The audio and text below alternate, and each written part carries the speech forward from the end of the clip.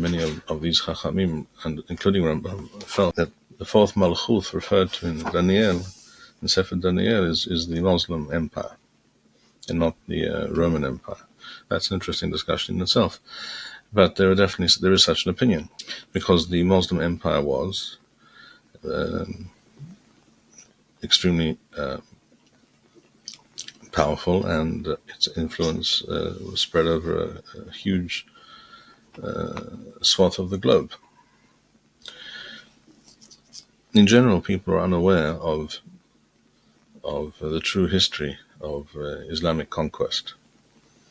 Most people don't understand the simple, basic fact that Islam is first and foremost a political manifesto for conquest, and the religious aspect is the bond that unites all the various Islamic forces that wished to in the past and continue to wish and intend to do so in the present and in the future, to conquer the entire world. If you just listen to them and read what they write, they will tell you this explicitly. They don't hide it. For some reason, some people don't get it. The fact is that Arabs used to live exclusively in a place called Arabia, and a few surrounding areas, what we call today, what is referred to today as Jordan, which is all mostly desert, and certain other areas, but they did not live in or control any areas beyond that, really, before the Islamic conquest. And so who did live in the Middle East, shall we say, apart from Arabia? Well, in all the other parts of the Middle East, you had Jews, and you had Christians, many Christians, non-Arab Christians. In the fullness of time, there were also some Arabs who had adopted Christianity, and there were many other peoples, the remnants of the various, the remnants of the Phoenicians and the remnants of the Assyrians and the etc. And to this day, you have people who refer to themselves as Ashurim, and others who refer to themselves as Aramim, and their native tongue is a dialect of Aramaic. And some of them still survive, those who were not massacred by ISIS, etc. years ago.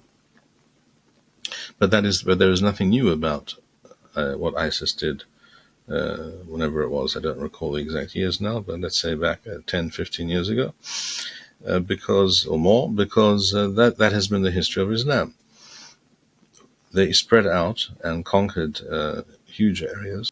They successfully broke out of Arabia, conquered huge areas, all the way to Spain eventually in the year 711 or 12, according to the Gregorian calendar. And in fact, many people don't know they even conquered a large part of France.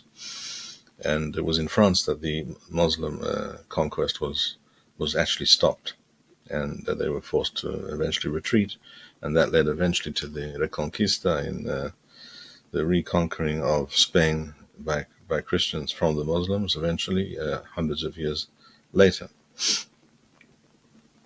About 8 centuries later, almost 7.5 centuries later. The point is that wherever the Arab Muslims went, they forcibly converted huge numbers of people to Islam, so that not all, but many of the Christians, for example, who had been a majority of the people in the Middle East before, disappeared. That some were killed, and some were forcibly converted. This is also Jews. This happened to many Jews as well.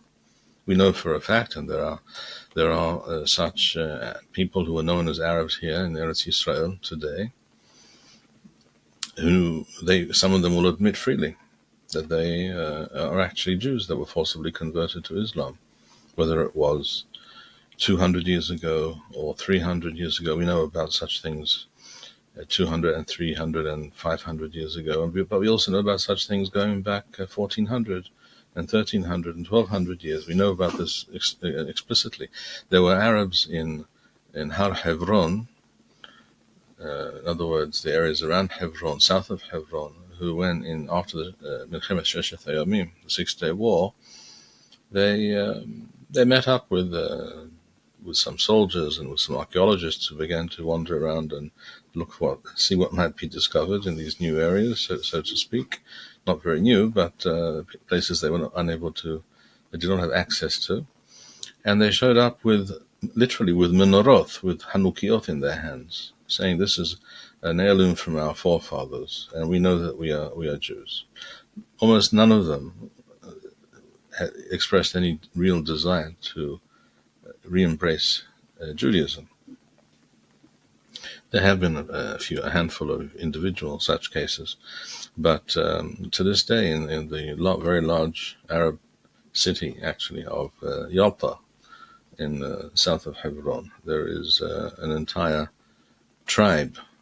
In other words, the city is divided into hamulot, or tribes, and there's an entire tribe that they're referred to by themselves and by the rest of the city as Al-Yahud, because they're all former Jews that were forcibly converted to Islam. And this was the pattern throughout the Middle East and North Africa.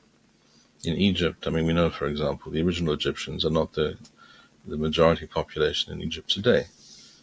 The original Egyptians are the Copts, who are Christians.